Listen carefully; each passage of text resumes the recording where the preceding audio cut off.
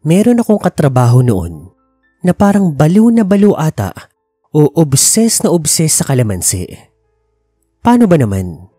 Tuwing kakain kami, palagi siyang may baon na kalamansi. Oo, sige, given na masarap na sausawan yung kalamansi.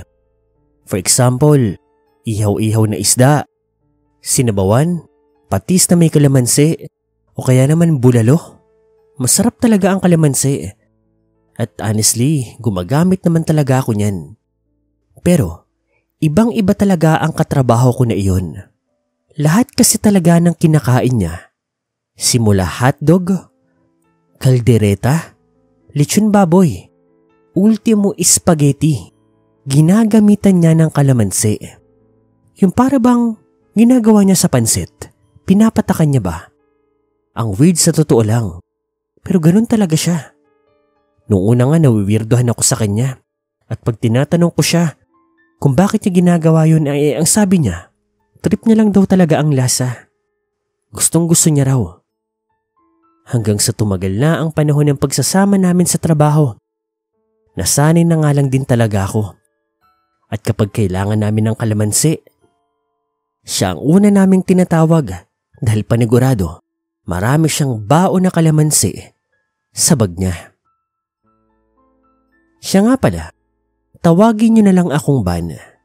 Samantalang yung katrabaho ko naman na iyon, tawagin po nating Edgar. Hello Sir Paul.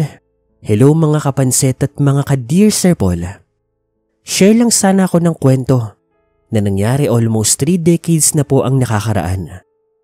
Early 90s yata ito nangyari o mid 90s, hindi ko na matandaan.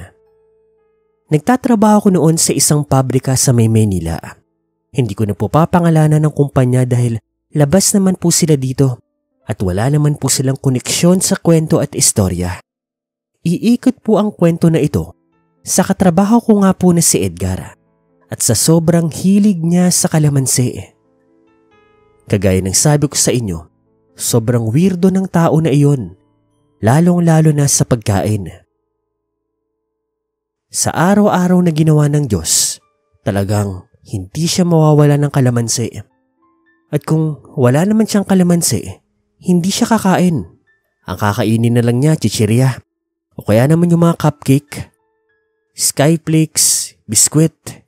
Pero yung alam mong luto o handa ng tao, hindi talaga siya kakain. Alam niyo ba yung isa sa pinaka-weirdong nilagyan niya ng kalamansi bago kainin? Banana Q. O diba? Ang weirdo talaga. Ganun pa man, mabait naman itong tao si Edgar. Kalog, masipag, masaya kausap. Hinding-hindi ka maboboring kapag kasama mo siya. Hanggang isang araw po noon, nalaman ko na rin sa wakas kung bakit nga ba obses na obses sa kalamansi yung katrabaho ko na iyon. Yung bossing kasi namin, inaya po kami sa isang team building. Napadpad po kami sa dulo ng Batangas noon. Merong isang beach doon na nirentahan po ang amo namin. Honestly, hindi naman po talaga renta. Kasi public beach naman po yun. Narentahan lang niya yung isang pavilion. Doon kami matutulog na isang department. At wag ka, 3 days and 2 nights yun. Pag-give thanks na rin ng company sa amin kasi malaki ang kinita namin noon. At ang department namin, yung isa sa pinaka-top performance noon. Balik tayo sa kwento. Masayang-masaya kaming lahat noon. Inuman, kainan, swimming, kantahan at kung ano-ano pa. Wala kami naging problema sa unang gabi namin noon. Pero sa pangalawang gabi po namin, may nangyaring hindi inaasahan. Gabi po nito, nagpe-prepare po kami nito ng kakainin naming hapunan. Kami ni Edgar po ang nagluluto noon. Samantalang yung iba, nag-aayos po ng kakainan namin. Siyempre yung mga iinumin namin. Nagluluto po si Edgar ng sinigang. Samantalang ako naman, nag-iihaw po ako ng baboy.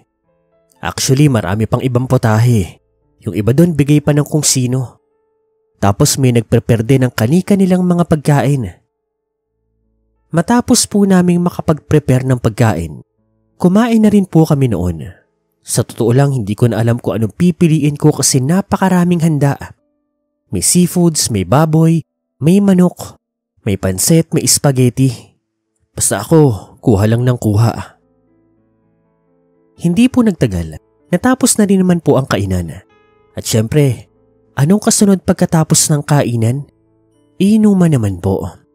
Samantalang iba nag-swimming kasi kahit gabi maliwanag naman doon sa dagat. Basta sobrang saya talaga noon. Pero maya-maya po, isang tili ang nagbago ng lahat. Tumili po yung isa sa mga kainuman namin. Talagang tili siya ng tili noon. Agad naman kaming lumapit sa kanya at laking gulat na lang po namin nang makita ang tinuturo niya.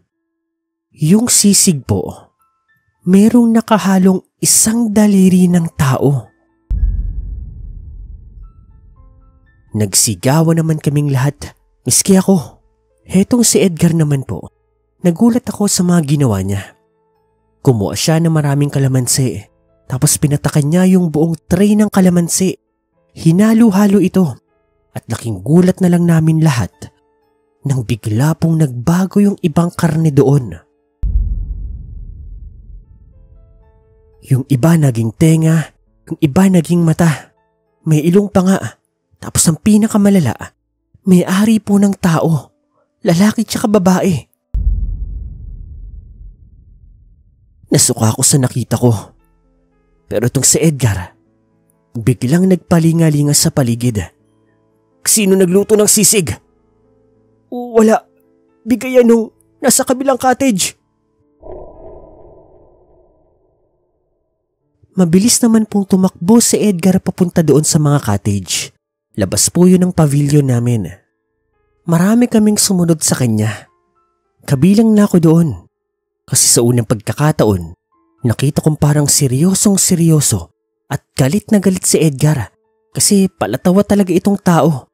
Bukod doon, anong gagawin niya? Pero nang makarating kami doon sa cottage ng nagbigay ng sisig, walang ano-ano. Binato niya ito ng mga asin at sinabuyan ng kalamansi. Yung tatlong lalaking nandoon, kita kong nung tamaan sila ng mga binato ni Edgar, para bang nag-usok ang kanilang balat. Tapos sinasaktan sila, para bang asido ang epekto sa kanila noon. As kitang-kita ko rin, yung mga mata nila, bigla na lamang namula. Tapos parang tinubuan din sila ng mga pangil. Mga hayop kayo! Yayanggawin niyo pa kami! Pagsabi ni Edgar noon, yung mga lalaking yun, tumalon sa gilid ng cottage. Yung gilid ng cottage na iyon, may bakod yun ng mga kawayan. Matataas ito, siguro mga 6 na metro ang taas. Pero yung tatlong kalalakihan na iyon, tinalon lang po yun na para bang walang kahirap-hirap. Para silang pusa, para pong Spider-Man. Kami ng mga katrabaho ko, hindi makapaniwala sa nasaksihan namin. Totoo ba yun? Hanggang sa inaya na po kami ni Edgar pabalik doon sa may pavilion. Tinipon niya ang lahat ng mga katrabaho namin. Tapos tinanong niya kung sino raw bang nakakain ng sisig. Mabuti, wala pa. Dahil kakarating lang daw nun. At yung babaeng tumili nga raw ang nagdala noon at siya nga daw ang unang titingin. Kaso, sa paghalo nga niya ng kalamansi, nagbago na nga raw ito. At doon na po ipiniliwanag sa amin ni Edgar kung bakit nga siya mahilig sa kalamansi. Dahil ang kalamansi raw, dito mo raw malalaman kung ang pagkain daw na nakahain sa'yo luto raw ba ng aswang. Kapag pinatakan mo ito ng kalamansi, kapag nagbago, wag na wag mo itong kakainin dahil malaki ang posibilidad na mahawa ka sa pagiging aswang. Kung hindi naman daw magbago, Swerte ka, normal na pagkain. At yun daw ang dahilan kung bakit daw siya palaging may kalamansi. Dahil dati raw, muntik na raw siyang mayanggaw. Ang yanggaw daw ay ang tawag sa pambibiktima ng mga aswang sa mga normal na tao. Nagkaroon na raw siya ng trauma sa nangyaring iyon, kaya ipinangako raw niya sa sarili niya na kailanman lahat ng kakainin niya ipapatakan niya ng kalamansi. Si Edgar daw ay nagmula sa Capiz. Napakarami raw talagang aswang sa kanila.